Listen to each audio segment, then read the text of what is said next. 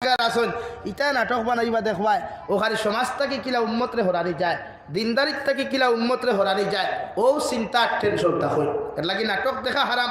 যত মুরতাদ হকলে নবীর সুন্নতি লেবাস লাগাইয়া, যত হবিস হকলে, যত বদমাশ হকলে, যত লুচ্ছা হকলে নবীর সুন্নতি দাড়ি, নবীর সুন্নতি টকি, নবীর সুন্নতি পাঞ্জাবি লাগাই নাটক বানাই, ইটা যদি তোমার হামসায়াতটা হতে সূত্রার ডাল গরম করিয়া সূত্রার ডাল দিয়ে লেংটা করে খালি হামসায়াত পেয়ে যাইও। ওদের ভাই দ্বিতীয়বার কোনো সাহস করতো না নবীর সুন্নতি লেবাস লাগিয়ে নাটক বানানি। ও মুসলমানের অতখান সাহস হয় নাই নবীর সুন্নতি লেবাস লাগাইয়া নবীর বিরোধিতা করতো, যতক্ষণ আমার মুসলমান নামক কুলঙ্গারের বাচ্চায়, মুসলমান নামক মুনাফিকর বাচ্চায়, মুসলমানের নামক হবিসর বাচ্চায় যতটুকু নবীজির সুন্নতর অপব্যবহার নবীন করে, ঠিক কিনা ভাই বলেন?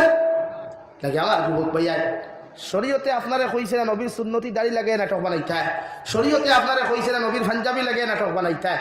নাটক বানাও, তোমার দেহাতা করো, জাহান্নামে যাইতে না, জন্নত যাইতে তোমার বেঠার মুড়িয়া করো। আল্লাহ কইয়াও তো দিছে ফারিকুম ফিল জান্নাতি ও ফারিকুম ফিস সাঈর। আমি আল্লাহ দুইটা রাস্তা জমিনে দিলাম, একটা জন্নতর, একটা জাহান্নামর। মর্জি তোমার, মেটার তোমার, ডিসিশন তোমার, তুমি কোন রাস্তায় চললে তোমার ফায়দা হইব যা তুমি জানো।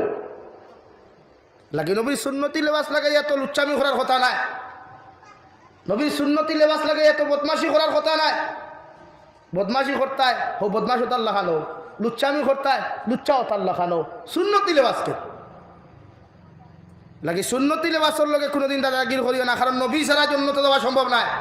কোন বেঠা যাইবা কি নবী ছাড়া জন্য তো বানানি হারাম। কোনো নাটক সামাজিক হোক আর অসামাজিক হোক।